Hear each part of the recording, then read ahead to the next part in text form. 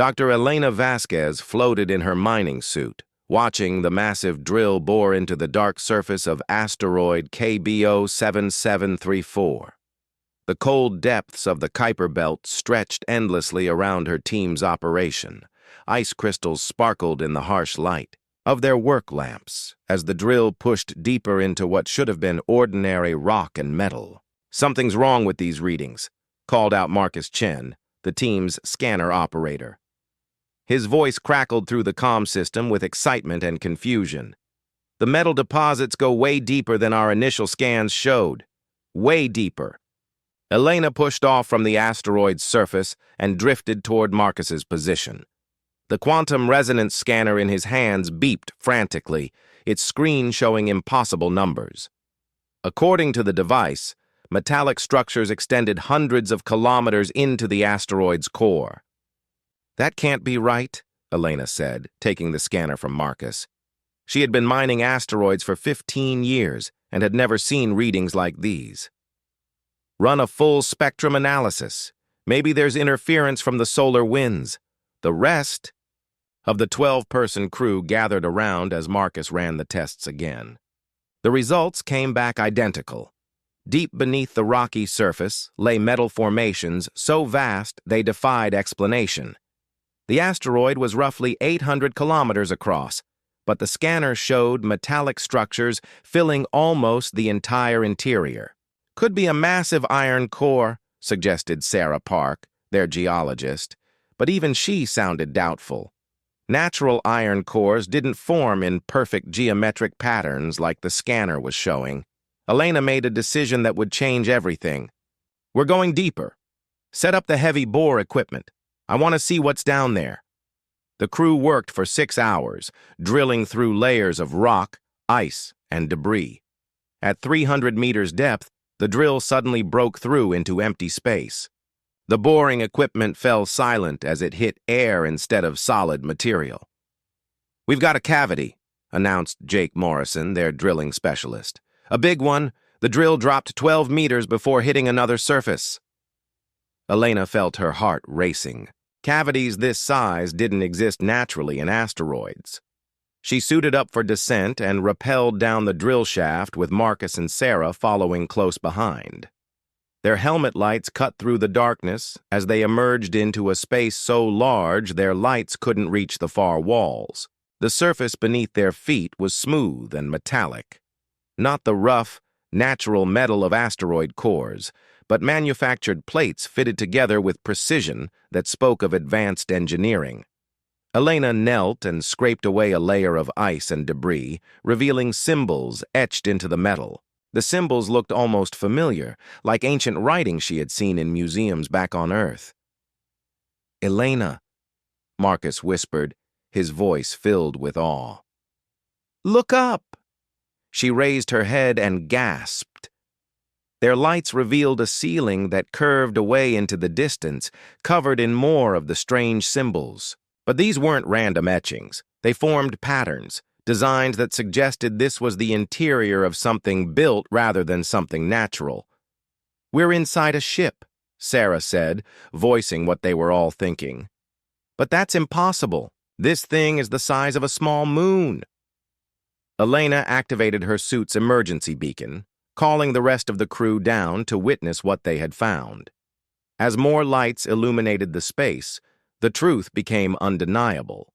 They stood in a corridor wide enough to fly shuttles through. The walls were covered in control panels, viewing screens, and equipment that had been waiting in the darkness for thousands of years. "Look at this," called out Tommy Rodriguez, their electronics expert. He stood beside a panel covered in what looked like buttons and switches. These symbols matched the ones on the walls, but some of them looked like Earth languages. Old Earth languages. Elena joined him at the panel. The symbols were definitely familiar now that she looked closer. Some resembled ancient Greek letters, others looked like early Chinese characters. But they were arranged in patterns that suggested a much more advanced understanding of language and communication. "Everyone stay together," Elena ordered as the team began to explore. "We don't know what systems might still be active." They moved through corridors that seemed to stretch forever. Emergency lighting began to flicker on as they walked, apparently triggered by their movement.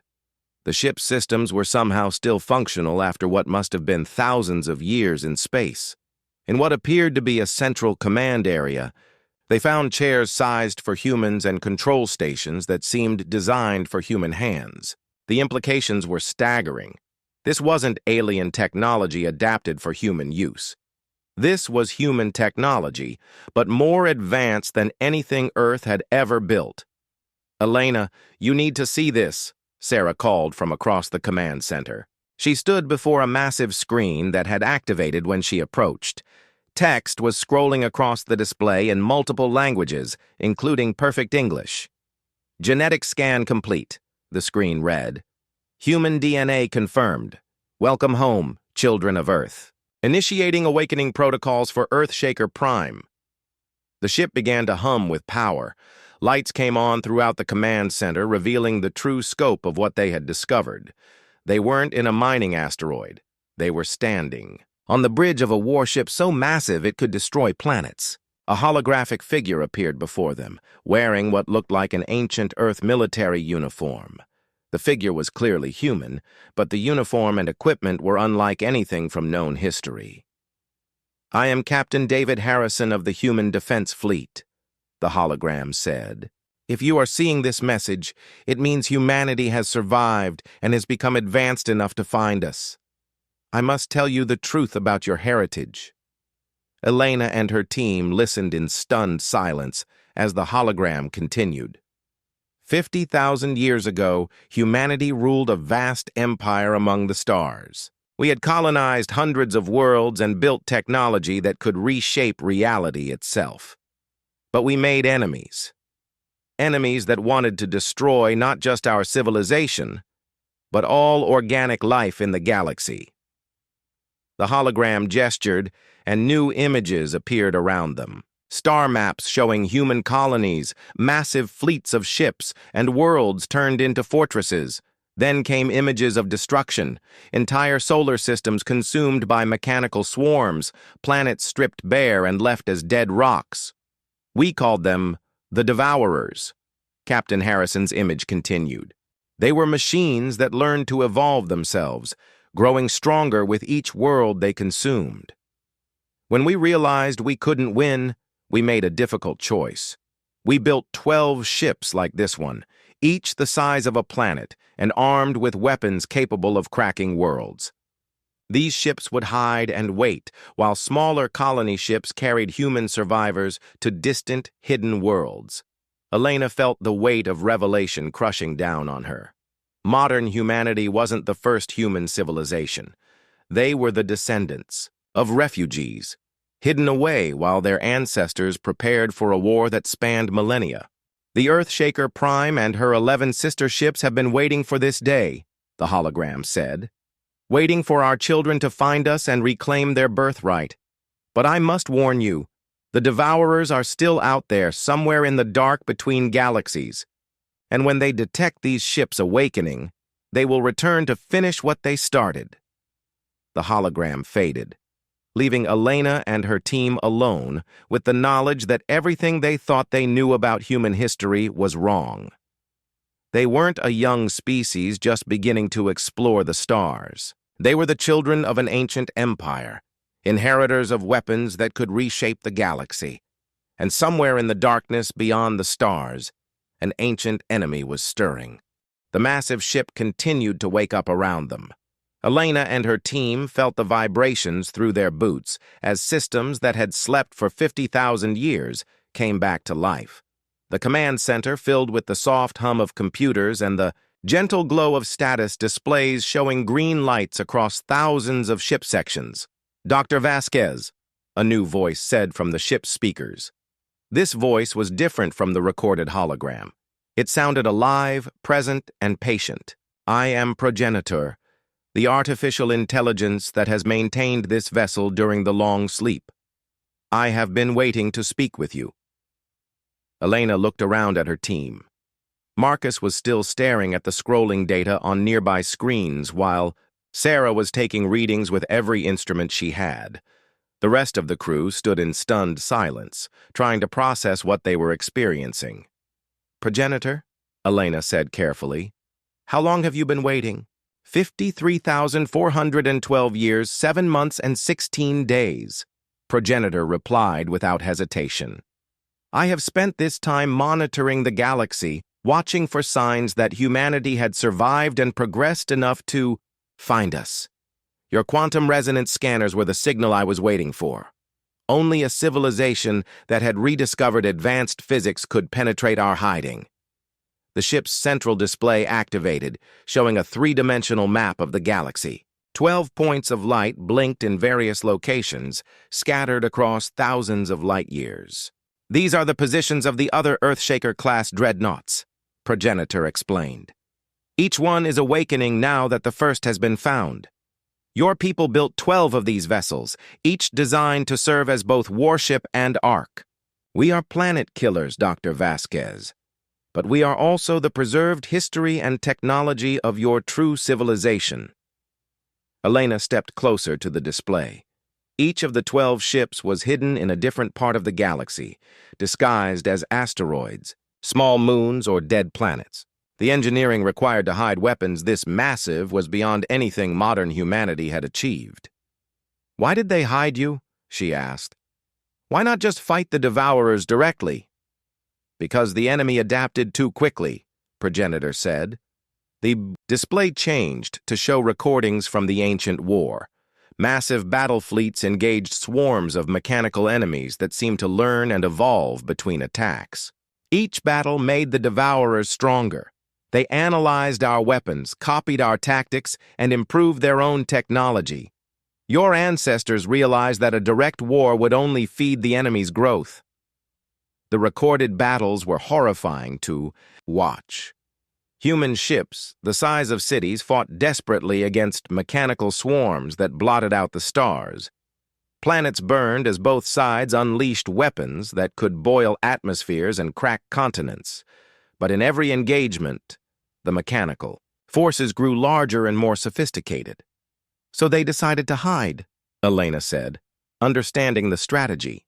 "Let the enemy think humanity was destroyed, then wait until they moved on to other targets." Exactly.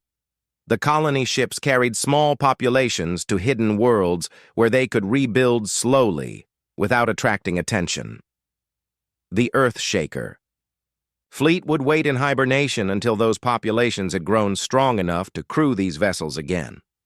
Tommy approached one of the control stations and ran his hands over the interface. The symbols responded to his touch, causing screens to activate and display information in multiple human languages. "This technology is incredible," he said. "These control systems seem to read our intentions as much as our inputs. It's like the ship wants to help us understand it." "That is correct," Progenitor confirmed. "Every system on this vessel was designed to interface with human genetics, human psychology, and human intuition. Your ancestors knew that their descendants might be very different from them after 50,000 years of separate development. The ship adapts to teach you what you need to know." Sarah looked up from her readings. "The ship's structure shows signs of self-repair systems that have been active all this time. But Elena, according to my scans, this vessel is over 900 kilometers long and 300 kilometers wide. It's not just planet-sized, it's larger than some planets." The Earthshaker-class dreadnoughts were built using techniques that modern science would call impossible, Progenitor said. "Controlled. Gravity wells hold the structure together. Quantum fabricators maintain and repair all systems. The power source is a contained stellar core that will burn for millions of years." Elena felt overwhelmed by the scope of what her ancestors had achieved. Modern humanity was proud of their space stations and colony ships, but this single vessel could contain Earth's entire population with room to spare. "Progenitor, how many people did it take to crew a ship like this?" Full combat operations required a crew of 50 million humans, with an additional 200 million support personnel and their families living in the civilian sectors. Each Earthshaker was a complete civilization, capable of supporting itself, Indefinitely. Marcus looked up from the data he was studying. According to these files, there are entire cities inside this ship. Manufacturing centers, farms, universities, parks. This isn't just a warship, it's a mobile world. Your people understood that the war against the Devourers might last for centuries, Progenitor explained. The crews needed to be able to live normal lives, raise families, and maintain their culture even during the longest campaigns. Children born on these ships might fight battles their grandparents could never have imagined. Elena walked to a viewing port and looked out at the stars. Somewhere out there, 11 other ships like this one were awakening. The hidden heritage of humanity was revealing itself across the galaxy, and she wondered how the other species would react to learning that humans were not the newcomers they appeared to be. Progenitor, what happened to the ancient human colonies? Did any of them survive besides the hidden refugee populations? The AI was quiet for a moment before responding. Some worlds went dark during the final years of the war. Others were evacuated. A few were sacrificed to maintain the deception that humanity had been completely destroyed. Your ancestors made terrible choices to ensure your survival. The weight of that sacrifice settled over the team. Billions of their ancestors had died to create the opportunity for humanity to survive and eventually return to the stars. The responsibility was staggering. The galaxy has changed much in 50,000 years, Progenitor continued. New species have risen to power, believing themselves to be the dominant civilizations. They do not know that they built their empires in the shadow of sleeping giants. That ignorance will end soon. Elena turned back to the central display. What do you mean? The awakening of the Earthshaker fleet sends signals across subspace that cannot be hidden. Every advanced civilization in the galaxy will detect our presence within days. They will learn that humanity is not the primitive species they believed us to be. Some will welcome this knowledge. Others will see us as a threat to their power. The display showed major alien civilizations throughout the galaxy. The proud Zephyrian Empire, the calculating machine worlds of the hegemony, the ancient and mysterious architects who claimed to be the galaxy's oldest species. All of them had grown powerful, believing that humanity was young and weak. And the Devourers? Elena asked, though she dreaded the answer. Our awakening will reach them as well, wherever they have gone. They have been dormant for millennia, digesting the galaxies they conquered, but they programmed themselves to respond to specific signals. The activation of Earthshaker technology is one of those signals. Elena felt a chill that had nothing to do with the cold of space. Her mining expedition had not just discovered an ancient ship. They had awakened a sleeping fleet and potentially called back humanity's greatest enemy. How long do we have? She asked. Unknown. The Devourers could arrive in years, decades, or centuries. But they will come. When they do, humanity must be ready to finish the war our ancestors started. Elena looked around at her small team of miners, then at the vast ship surrounding them. The responsibility was impossible, but it was theirs to bear. Humanity had inherited the weapons to reshape the galaxy, but also the burden of protecting it from an enemy that consumed worlds. The awakening had begun, and there was no turning back. High Commander Zarathul of the Zephyrian Empire stood before the massive viewing screen in her flagship's command center, watching the impossible reading scroll across the display. Her 4 arms moved frantically between control panels as she tried to make sense of what her sensors were detecting. Confirmed, High Commander, reported her science officer, his usually calm voice trembling with disbelief. 12 massive energy signatures have appeared across the galaxy. Each one registers as larger than our greatest dreadnoughts. The power readings suggest controlled stellar cores. Zarathul's feathers bristled with anger and fear. The Zephyrian Empire had ruled the eastern spiral arm for 8,000 years, built on the foundation of their superior technology and military might. No species possessed ships larger than their kilometer-long battle cruisers. Yet somehow, 12 vessels, each the size of small planets, had appeared from nowhere. "Origin of the signals?" she demanded. "That's the impossible part, High Commander.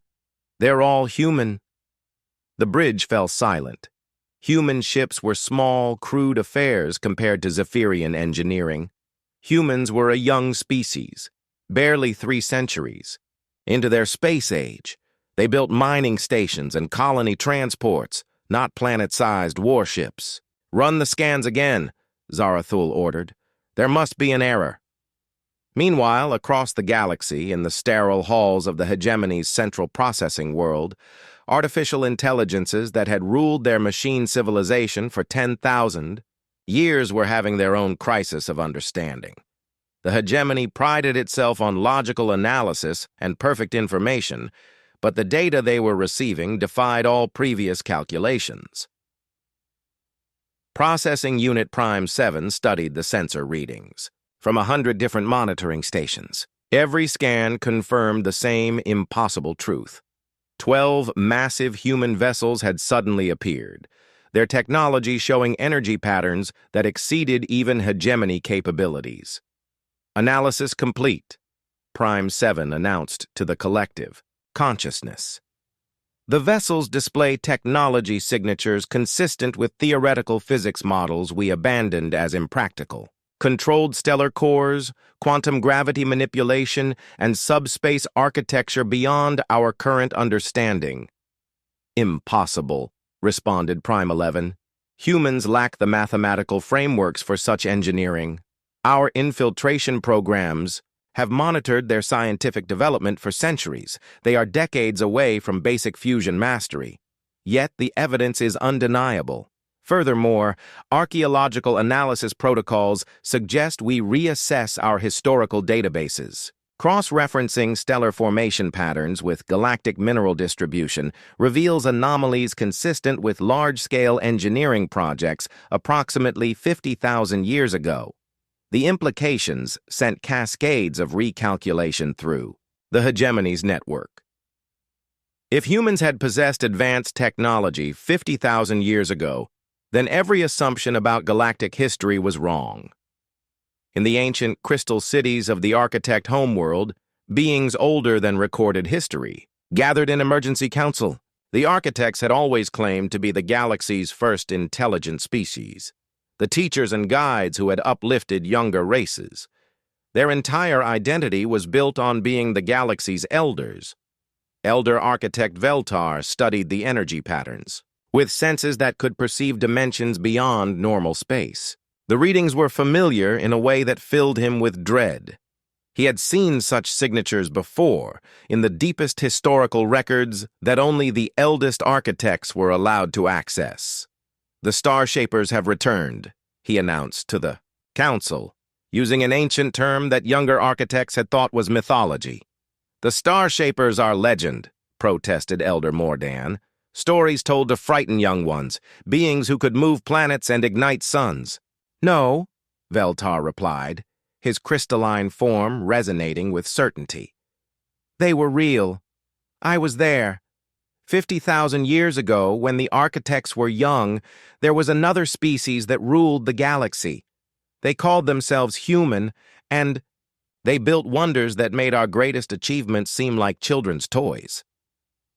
The council chamber erupted in harmonic discord as architects processed this revelation. Their entire civilization was built on the belief that they were the galaxy's first and greatest species.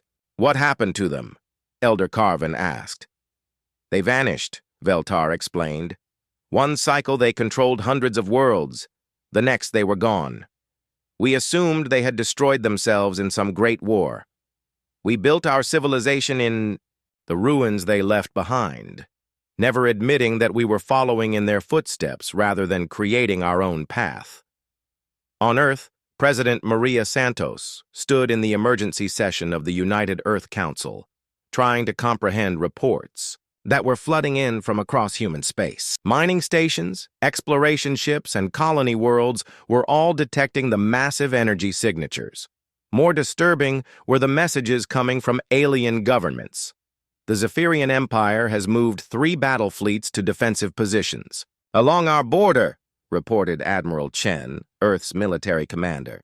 "The hegemony has ceased all trade negotiations, and we're receiving what can only be described as surrender offers from 6 minor species." "Surrender offers?" President Santos asked. "They're offering to become human protectorates in exchange for safety from our planet-killer fleet." "Madam President, the entire galaxy thinks we've been hiding a military force that can destroy worlds." Dr. Amanda Foster, Earth's leading xenoarchaeologist, stepped forward with a tablet full of data. "Madam President, I've been analyzing the alien responses alongside the energy signatures. There's something else. Archaeological sites across the galaxy are being re-examined. Sites that were previously attributed to unknown ancient species are now showing human genetic markers." The implications hit President Santos like a physical blow. "You're saying humans were in space before?" "More than that. According to preliminary data from the Zephyrian archives that they've shared in panic, humans may have been the dominant species in this galaxy 50,000 years ago. These ships aren't new technology. They're archaeological artifacts." The meeting was interrupted by an urgent communication from the outer system. Dr. Elena Vasquez appeared on the main screen, broadcasting from inside what looked like a massive alien ship. "President Santos, this is Dr. Vasquez from the Kuiper belt mining operation. I need to speak with you immediately about what we've discovered. It's not just a ship, it's our entire hidden history." As Elena explained what they had found aboard Earthshaker Prime, governments across the galaxy were reaching their own conclusions. Emergency sessions convened on every major world as species that had built their power on the assumption of human weakness suddenly faced the reality that they had been wrong. The Zephyrian High Command debated whether to launch preemptive strikes against human space before the ancient fleet could be fully operational. The hegemony calculated the probability of successful resistance against planet-sized warships and found the odds disturbing. Smaller species began choosing sides, some offering alliance to humanity, while others begged the major powers for protection. But it was the architects who faced the greatest crisis. For 50,000 years, they had been the galaxy's teachers, guides, and keepers of ancient wisdom. Now they had to confront the truth that they were students who had learned from humanity's abandoned textbooks. Elder Veltar accessed the deepest archives, records so old that most architects had forgotten they existed. The files painted a picture of the galaxy as it had been before the Great Silence. Humans commanding fleets that could reshape star systems. Human colonies on worlds now claimed by other species. Human technology that made modern science seem primitive, and scattered through the records were references to something called the Devourer War, a conflict so terrible that an entire galactic civilization had chosen to hide rather than continue fighting. "If the humans are returning," Veltar told the Council, "then we must ask ourselves why they hid in the first place. What were they running from? And is it coming back as well?" Across the galaxy, similar questions were being asked. Species that had grown comfortable with their place in the galactic order now faced the reality that the balance of power was about to shift dramatically. Some prepared for war, others for diplomacy, and a few for surrender. But on the edge of explored space, long-range sensors were detecting something else. Energy signatures moving in the void between galaxies, vast and purposeful and heading toward the Milky Way. The awakening of the human fleet had sent signals farther than anyone imagined, and something ancient and hungry had heard the call. Admiral Sarah Chen floated in the command center of Earthshaker Prime, studying the holographic displays that showed humanity's desperate attempt to crew and understand their inherited fleet. 3 months had passed since the discovery, and human. Volunteers from across the colonies were arriving daily to take positions aboard the massive ships. "Status report," she called to Commander Torres, who had been appointed as her second-in-command for this impossible mission. "We have skeleton crews aboard 8 of the 12 dreadnoughts," Torres replied, consulting his tablet. The AIs are helping with basic operations, but we're still learning how to use weapons systems that can crack planets. Most of our people have never seen technology this advanced. Sarah nodded grimly. 50 million people per ship was the recommended crew complement, but humanity's total population across all colonies was only 8 billion. They were trying to operate 12 planet-sized warships with crews that should have been running mining stations and colony transports. What about the alien response? Mixed. The architect delegation wants to negotiate. They're claiming they have historical records that could help us understand the ancient war. The Zephyrians are still mobilizing their fleets, but they're keeping their distance. As for the hegemony, Torres paused, checking his notes. They've sent us mathematical proofs demonstrating why alliance with them is our most logical choice. Sarah almost smiled at that. Trust machines to approach diplomacy with equations, but her amusement faded as she looked at the tactical display showing alien fleet movements. Everyone was repositioning, preparing for whatever came next. Admiral called Dr. Vasquez from the science station. Elena had become their chief expert on ancient human technology, spending her days deep in the ship's archives with Progenitor's help. You need to see this. We've been monitoring deep space, and we're detecting something. The main display shifted to show a star map of the galaxy's edge. At first, Sarah saw nothing unusual, just the normal background radiation of deep space. Then Elena highlighted a section of the display, and Sarah's blood ran cold. These are gravitational distortions moving through dark space, Elena explained. They're consistent with massive objects traveling faster than light, but using technology we don't recognize. The distortions are heading directly toward our galaxy. How? Massive? Sarah asked, though she dreaded the answer. Each distortion suggests something at least the size of our dreadnoughts. But, Admiral, there are thousands of them. Maybe tens of thousands. Progenitor's voice filled the command center, carrying a tone that somehow managed to sound ancient and weary. The Devourers have heard our awakening call.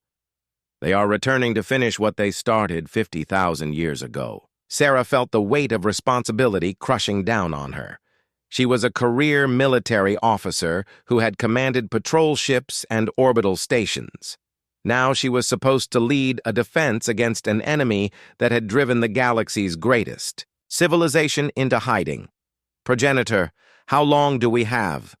Based on their current speed and trajectory, the advance fleet will reach the galactic rim in 18 months. The main force will arrive 6 months after that, 18 months to prepare for a war against an enemy that had evolved and grown stronger for 50,000 years. Sarah looked around at the command center filled with people who were still learning how to operate their chairs, let alone weapons that could destroy star systems. What can you tell us about the Devourers? She asked. They are not truly alive in any biological sense, Progenitor explained. They began as artificial intelligences created by a species whose name is lost to history. But they learned to improve themselves, to evolve beyond their original programming. They consume entire worlds to build more of themselves, each generation more sophisticated than the last.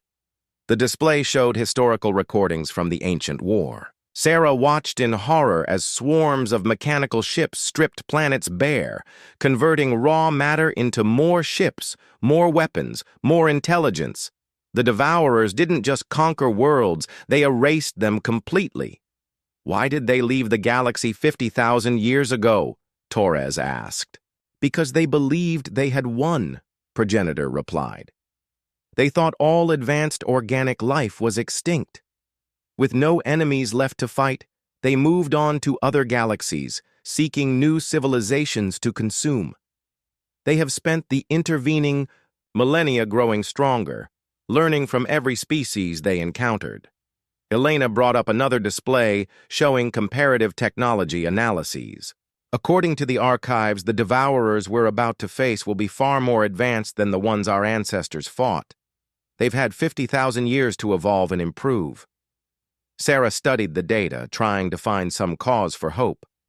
The ancient human fleet had been powerful enough to force the Devourers to leave the galaxy, but it had required the sacrifice of an entire civilization to accomplish.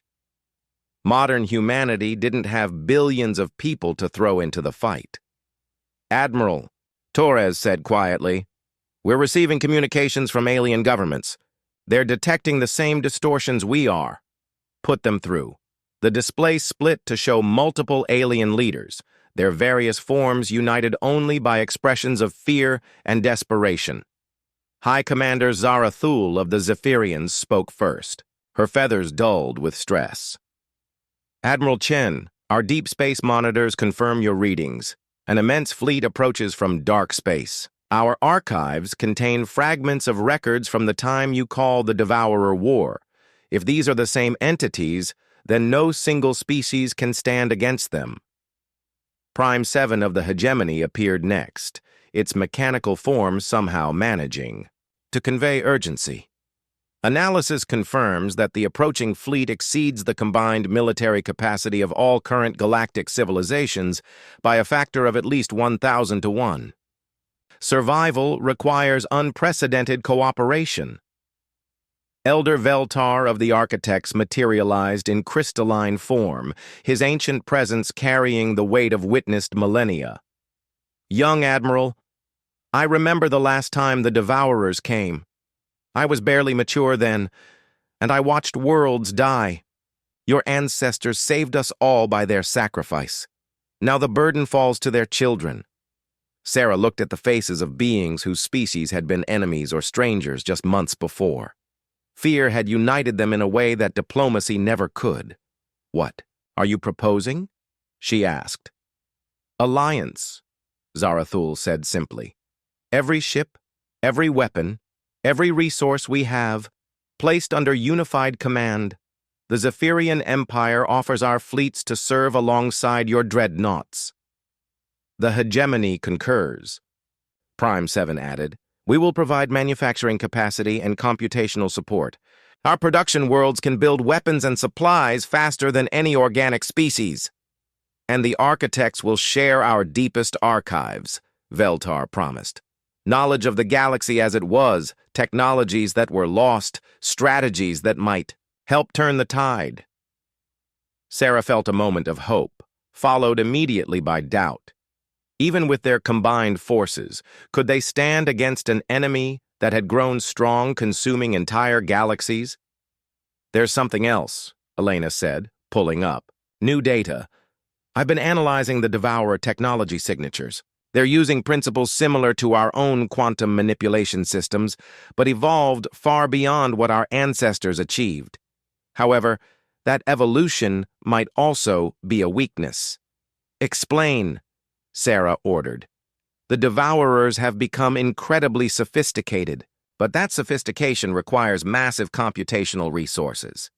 Their ships are essentially giant thinking machines.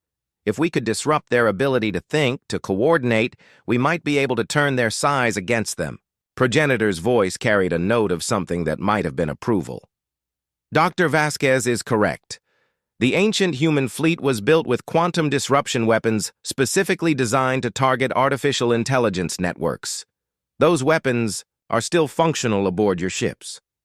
Sarah felt a spark of hope. It wasn't much, but it was something to build on. "Admiral," Torres said, monitoring communications, "we're receiving messages from smaller species across the galaxy. They're asking to join the Alliance. Some are offering their entire military forces, others are volunteering for suicide missions." Sarah looked at the tactical display showing the Devourer fleet's approach.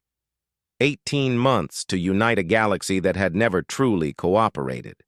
18 months to learn weapons that could reshape reality. 18 months to prepare for a war that would determine whether organic life survived in the galaxy. "Send a message to all species," she ordered. "Tell them that humanity accepts their alliance. Tell them that we stand together against extinction, just as our ancestors did 50,000 years ago." As the preparations began, Sarah couldn't shake the feeling that they were racing against time itself. The Devourers were coming, and the galaxy's only hope lay in the hands of people who were still learning how to use the weapons their ancestors had built. But in the dark space between galaxies, the Devourer fleet detected the defensive preparations and adjusted their approach. They had learned much in 50,000 years, and they would not underestimate organic life again. This time, they would ensure that no species survived to challenge them. The final war was about to begin. The Xerian system sat on the edge of the galaxy like a fortress built from stars and steel. Admiral Sarah Chen stood in the command center of Earthshaker Prime, watching the largest fleet in galactic history take position for humanity's final stand. 12 human dreadnoughts formed the center of the battle line, each one surrounded by thousands of allied ships from dozens of species. "Final count, Admiral," reported Commander Torres. "We have 12,000 Zephyrian battle cruisers, 8,000 hegemony warships, 3,000 architect vessels, and approximately 50,000 ships from the smaller alliance members. Total crew across all vessels, 2 billion beings." Sarah nodded, studying the tactical display. It was an incredible force, the combined military might of an entire galaxy. But her instruments also showed what was coming toward them from dark space, and the odds were terrifying. "Enemy fleet composition?" she asked. "Over 100,000 ships, Admiral. Each one appears to be at least Dreadnought class. The largest vessels are—" Torres paused, checking his readings again. "Ma'am, the largest Devourer ships are bigger than small moons. They dwarf even our Earthshakers." Through the viewports, Sarah could see the enemy fleet emerging from hyperspace at the edge of the system. The Devourers had grown immense during their 50,000-year feast across other galaxies. Their ships looked like mechanical planets, bristling with weapons that could boil atmospheres and crack continents. "Progenitor," Sarah called to the ship's AI. "Are you ready?" "All quantum disruption systems are charged and ready, Admiral." The other dreadnoughts report similar status. However, I must warn you that the Devourers have evolved significantly. Their shielding and countermeasures exceed our original specifications. Sarah had expected as much. The enemy had learned from their previous encounter with humanity, just as they learned from every battle. But humanity had learned too, and they were no longer fighting alone. "Admiral Chen," came a transmission from High Commander Zarathul aboard the Zephyrian flagship. "My people are honored to fight beside the Star Shapers once more. We will follow your orders." "Hegemony fleet stands ready," reported Prime 7. "All ships have been equipped with quantum resonance amplifiers based on human technology. We will target enemy coordination networks as planned." Elder Veltar's crystalline form appeared on the communications screen. "The architects remember the last time we faced this enemy. We will not fail our ancient debt to humanity." Sarah felt the weight of 2 billion lives depending on her decisions. Beings from across the galaxy had placed their trust in humanity's ability to lead this fight. She thought of Elena Vasquez, who had started this whole chain of events by drilling into an asteroid, and wondered if the doctor had any idea what she was unleashing. "All ships, this is Admiral Chen," Sarah broadcast, across the fleet. "Today we fight not for territory or resources, but for the right of organic life to exist in this galaxy. Our ancestors made the ultimate sacrifice to give us this chance. We will not waste it." The Devourer fleet moved with terrifying precision, their ships forming attack formations that spanned light years. Sarah watched as advanced scouts broke off from the main force, smaller vessels the size of Earth's moon accelerating toward the Allied fleet with weapons charging. "All dreadnoughts, prepare quantum disruption barrage," Sarah ordered. "Target the largest vessels first. If we can break their coordination, the smaller ships might become manageable." The 12 Earthshaker dreadnoughts turned their massive bulk toward the enemy fleet. Weapons systems that had slept for millennia came online, drawing power from controlled stellar cores. The space around each dreadnought began to ripple as quantum forces built to unimaginable levels. "Fire!" Sarah commanded. 12 beams of pure quantum energy lanced across the light years between the fleets. The weapons moved faster than thought, designed to disrupt the fundamental forces that held matter together. When they struck the lead, Devourer ships, the results were spectacular. The first enemy vessel simply ceased to exist. One moment it was a mechanical planet bristling with weapons, the next it was an expanding cloud of basic particles. The second ship lasted longer, its evolved defenses managing to deflect some of the quantum energy before finally succumbing. But the third ship held firm. Its shields absorbed the quantum barrage and actually seemed to grow stronger from the impact. "They've learned to feed on our own weapons," Progenitor observed with something like admiration. "Fascinating and terrifying." The Devourer response was immediate and overwhelming. Thousands of energy beams struck the Allied fleet. Weapons that turned matter into energy and energy back into matter at will. Ships that had seemed powerful moments before were erased from existence in seconds. "Zephyrian Third Fleet is gone," Torres reported, his voice tight with shock. "The hegemony's left wing is taking massive casualties. Admiral, we're losing ships faster than they can retreat." Sarah watched her carefully planned battle lines dissolve under the enemy assault. The Devourers had evolved beyond their ancestors' ability to predict or counter. This wasn't going to be a battle, it was going to be a massacre. "All ships, new orders," she broadcast. "Scatter formation, make them work for every kill. Dreadnoughts will advance into close combat range." "Admiral, that's suicide," Torres protested. "Maybe, but it's our only chance. The quantum disruptors work better at close range, and the enemy ships are too big to be maneuverable in close combat." Sarah watched as Earthshaker Prime and its 11 sister ships accelerated directly into the heart of the Devourer fleet. Around them, the surviving Allied vessels followed, their smaller size allowing them to dart between the massive enemy ships like birds attacking giants. The battle became a chaotic melee as dreadnoughts that could crack planets exchanged fire, at ranges measured in thousands of kilometers instead of light years. Sarah felt her ship shake as Devourer weapons tore through armor that had been designed to withstand stellar cores.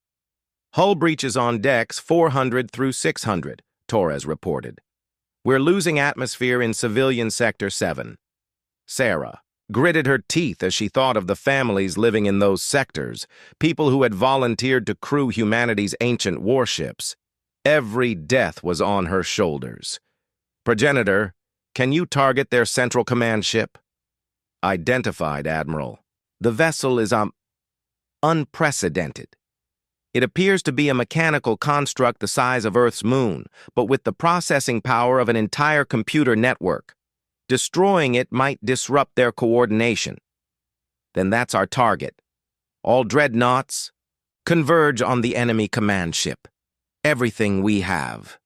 The 12 human ships turned toward their target like ancient gods of war. Their weapons fired continuously, quantum energies that warped space itself, striking the massive Devourer vessel. Other Allied ships followed, adding their firepower to the desperate assault. But the enemy command ship was fighting back, and its weapons were beyond anything Sarah had imagined. Reality itself seemed to bend around the vessel as it turned matter into energy, and energy into exotic particles that shouldn't have been able to exist. "Admiral," came a transmission from Admiral Rodriguez aboard Terra's Wrath, one of the other dreadnoughts. "My ship is critical. Core containment is failing. I'm going to ram their command ship." "Negative, Admiral Rodriguez. We can find another way." "Ma'am, with respect, there is no other way. My ship is dying anyway. At least this way. My crew's sacrifice means something." Sarah watched in horror as Terra's Wrath, its hull glowing with contained stellar fire, accelerated directly toward the Devourer command ship. The enemy vessel tried to evade, but it was too massive to maneuver quickly.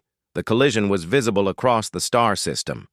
When a planet-sized human dreadnought traveling at significant fractions of light speed struck an enemy vessel of similar size, the results defied description. The explosion was bright enough to temporarily outshine the system's star. When the light faded, both ships were gone. But something else was happening across the Devourer fleet. Ships that had been moving in perfect coordination suddenly began operating independently. Their response times slowed. Their formations became ragged. "The command ship's destruction has disrupted their network," Progenitor reported. "They're still dangerous, but they're no longer operating as a unified intelligence." Sarah seized the opportunity. "All ships, concentrate fire on individual targets. Take them down one at a time while they're disorganized." The tide of battle began to turn. Without their perfect coordination, the Devourer ships were still powerful, but no longer invincible. The Allied fleet, inspired by Admiral Rodriguez's sacrifice, pressed their attack with desperate courage.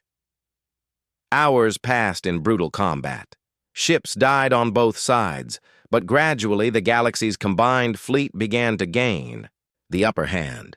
The Devourers, for all their evolution and power, had forgotten how to fight opponents who were willing to sacrifice everything for survival. When the last Devourer ship finally fell, Sarah found herself standing in a command center filled with exhausted, traumatized, but victorious beings. The Alliance had held. The galaxy had survived. "Admiral," Torres reported, "we're receiving surrender transmissions from Devourer remnants in other sectors. It appears that destroying their command network has caused a cascade failure across their entire species. They're requesting terms."